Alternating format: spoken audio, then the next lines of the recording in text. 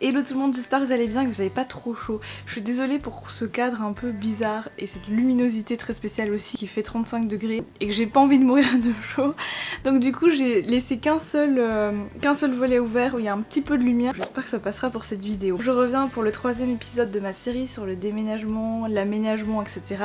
C'est quand même un grand pas et un grand changement de vie. La précédente vidéo, je vous ai vraiment parlé de la planification des rangements parce que en fait pour moi c'est important de penser les choses un petit peu dans l'autre sens pour savoir exactement ce qu'on a et ce qu'on veut mettre dans notre appartement, donc savoir comment on fait pour avoir un rangement bien uniforme. Après, pour les étudiants ou les jeunes travailleurs, et je sais de quoi je parle parce que j'en suis une, parfois c'est pas évident parce que ça demande beaucoup d'argent. Alors il y a beaucoup de choses qu'on peut faire soi-même, il y a plein de petites astuces qui permettent d'améliorer en fait votre intérieur sans que ça vous coûte trop cher. Ça c'est l'objet probablement de la prochaine vidéo. J'aurais adoré faire des moodboards, etc. si j'avais eu le temps. Comme mon déménagement n'était pas prévu et que j'ai dû faire ça en une semaine, j'ai pas eu le temps en fait. Et la seule chose que j'ai fait en fait c'est consulter des comptes Pinterest. Je vous mets le lien de mon compte dans la barre d'infos si ça vous intéresse. Et j'ai épinglé en fait plein d'idées, mais c'est surtout dans des tonalités de couleurs que j'aimais bien. Que j'aime beaucoup le blanc, le noir, le gris. Et avec des petites touches de couleurs, que ce soit du rose pastel ou alors du bleu. Et là en fait il s'avère que l'appartement dans lequel je suis a un mur qui est bleu turquoise. Et comme je suis en location, j'allais pas changer de toute façon la couleur du mur, donc il a fallu que je compose avec cette couleur pour avoir quelque chose d'harmonieux quand même chez moi. Même si j'avais pas le temps, je pouvais un petit peu visualiser et savoir vers quoi je voulais aller, ou préparer au moins un aménagement qui me permettrait d'être modulable et de pouvoir changer dès que j'aurai un peu plus d'argent pour faire de la déco, plus de temps aussi, etc. C'est important à dire parce que si vous êtes étudiant ou alors jeune travailleur comme moi, vous n'êtes pas obligé de tout faire en un coup. Et moi encore aujourd'hui je suis en train d'améliorer des choses et le but de cette série c'est aussi vous montrer l'évolution, parce qu'en fait en vrai il y aura 2 room tours. Il y aura un premier sur ce que j'ai fait ces derniers mois et puis probablement dans 6 mois il y aura autre chose. Et de jour en jour en vrai, enfin pas de jour en jour mais de semaine en semaine, je vois vraiment qu'il y a une évolution parce que j'essaye de plus en plus de mettre des choses qui me plaisent, qui me fait sentir chez moi. Par Pinterest, il y a une chose que j'ai faite, c'était sur Photoshop. En fait, j'ai utilisé le logiciel pour recréer en fait mon mur bleu turquoise et refaire un petit peu l'aménagement que j'avais prévu avec mon meuble télé qui est à la base pas du tout un meuble télé parce qu'en fait c'est un peu trop haut pour en être vraiment un. C'est plutôt une étagère mais finalement je la trouve très pratique. Et j'aime beaucoup les couleurs parce que ça se marie très bien avec mon mur bleu turquoise. Puis en fait j'ai commencé à voir un petit peu comment je pourrais installer mes tableaux. Donc 5 mois après mon aménagement, j'ai toujours pas accroché mes tableaux sur mon mur turquoise qui est toujours vide. La chose qui m'a donné le plus de fil à retordre entre guillemets, c'était vraiment le coin de nuit. Mon précédent logement il était meublé et cet appart-ci il était totalement vide, donc il me fallait absolument un endroit où dormir et j'avais rien, j'avais juste des matelas que mes parents m'avaient apportés de Belgique qui me faisaient un petit coin de nuit du côté en fait je vais vous montrer le plan, ce sera plus simple. Voilà, ça c'est le plan de mon appartement en fait, qui est assez bizarre dans le sens où la cuisine est au milieu. Mais cet espace en longueur, ça me permet de diviser en fait en 3 parties comme si j'avais 3 pièces. Ce qui est assez exceptionnel pour une situation où on est quand même près de Paris. J'ai quasiment 35 mètres carrés d'espace. Je paye 850 € par mois de loyer, charges comprises. Donc c'est cher bien sûr. À Bruxelles je pense que j'aurai une superficie beaucoup plus grande. Je pense vraiment très sincèrement que c'est quand même un très bon deal que j'ai eu. Enfin j'ai vraiment eu de la chance parce que quand on est dans Paris ou à côté de Paris on apprend à être moins exigeant sur nos critères de recherche et quand on a un appartement ça nous paraît déjà tellement bien. Il y a un mini coin de nuit, c'est pas vraiment une chambre parce que ça fait moins de 9 mètres carrés. Et à la base, moi je voulais vraiment en faire un bureau et une coiffeuse en fait vraiment pour ma chaîne YouTube, un espace pour moi, pour bosser aussi, mais un espace détente en fait parce que pour moi faire des vidéos YouTube ça me détend énormément. Donc voilà, c'était un espace prévu pour ça.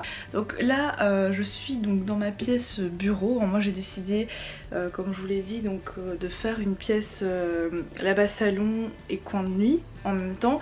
Et en fait ici j'ai une séparation donc j'aurais pu avoir un vrai coin de nuit mais moi j'ai préféré mettre un bureau et ça va être aussi l'endroit de ma coiffeuse qui est pas du tout pour l'instant rangé encore hein, donc voilà.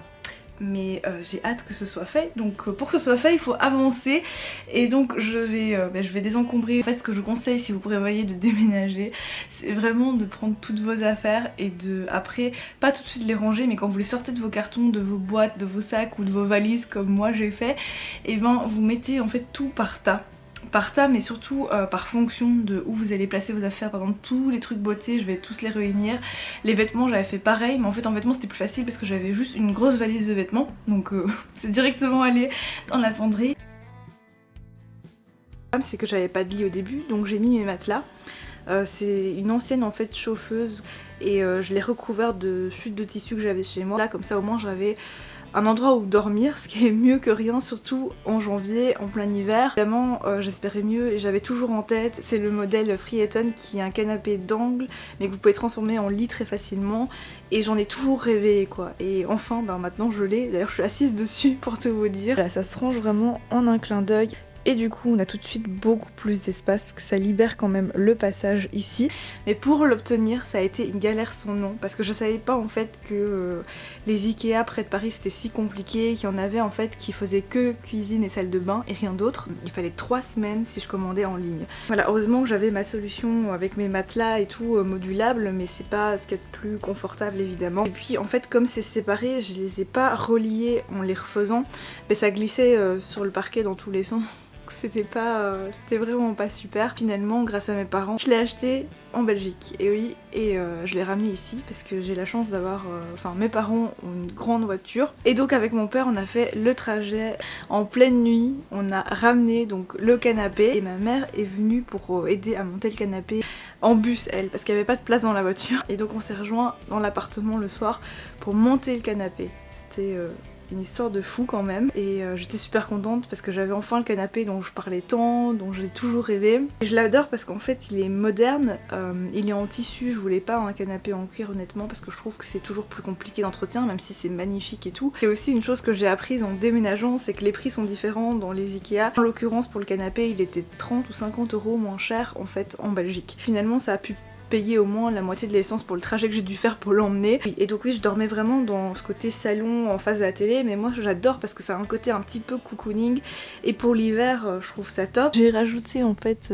c'est une couette mais un peu épaisse comme ceci, et ça fait office de surmatelas on va dire, donc c'est vrai que c'est assez pratique, mais ça je l'ai fait moi-même, d'ailleurs ça se voit, j'ai utilisé 2 tissus différents, c'est des chutes de tissus que j'avais chez moi, et c'est assez pratique pour protéger déjà le canapé, et que ça rajoute quand même un confort supplémentaire. Ceci étant, après avoir quand même dormi plusieurs mois dessus, je me suis dit qu'il était temps de passer à un vrai lit et un vrai matelas, parce que pour le dos je pense que c'est quand même pas l'idéal. Du coup je me suis mise en tête de vouloir un vrai lit. Le problème c'est que mon appart est agencé de manière à ce que je peux pas avoir un vrai sommier à vrai dire, sinon je peux plus ouvrir en fait ma fenêtre, et pour moi c'est impossible parce que par exemple aujourd'hui il fait 35 degrés, j'ai besoin d'ouvrir ma fenêtre quoi. J'ai vu finalement un nouveau matelas TED par Teddy Bear qui est un matelas qui est réversible, donc en fait vous pouvez choisir de quel côté vous voulez dormir. Il y a un côté ferme et l'autre côté qui est souple, donc le côté ferme c'est le côté bleu foncé et le côté souple c'est le côté gris. Honnêtement ce que je trouve encore plus incroyable avec ce matelas c'est son prix. Je me suis vraiment beaucoup renseignée parce que les matelas généralement, les bons matelas ça coûte 700-800 € et tout le monde n'a pas ce budget là clairement.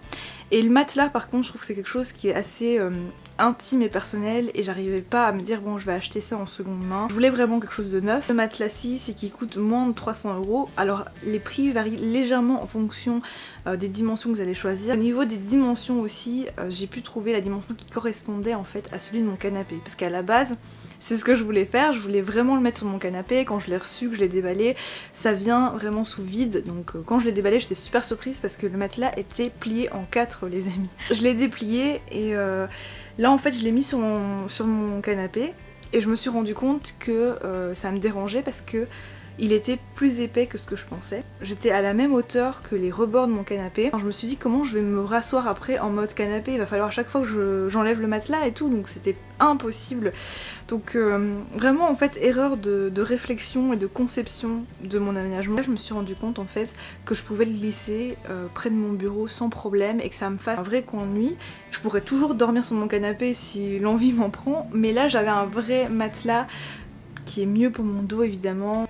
Et voilà, en quelques minutes j'ai pu installer mon lit et voilà ce que ça donne, je suis trop contente. Pour le linge de lit je voulais également tester ceux de la marque Teddy Bear, donc c'est les incroyables thé d'oreiller et housse de couette. Avec la commande j'ai reçu en supplément la brume d'oreiller gratuitement, donc j'ai eu également un code que je peux vous partager si vous achetez donc une parure entière. Et la housse de couette est empaquetée comme ceci, regardez comme c'est agréable, c'est super doux et un peu élastique à la fois. Le secret de mon lit, c'est qu'en bas j'ai mis les vieux matelas modulables que j'avais en dessous et ça me permet de surélever ce matelas, d'être à bonne hauteur sans gêner l'ouverture des fenêtres et pouvoir profiter du coup en fait d'un aménagement totalement personnalisé.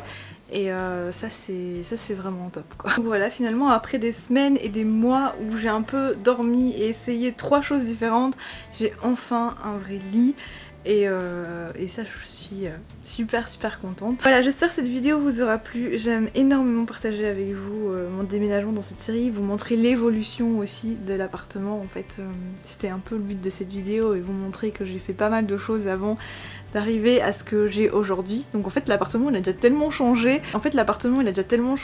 Alors que j'ai même pas encore fait de vrai room tour, mais voilà, je suis très contente. Prochaine vidéo, je pense que je vais vous parler plus de ce qui est bureau, la coiffeuse, etc.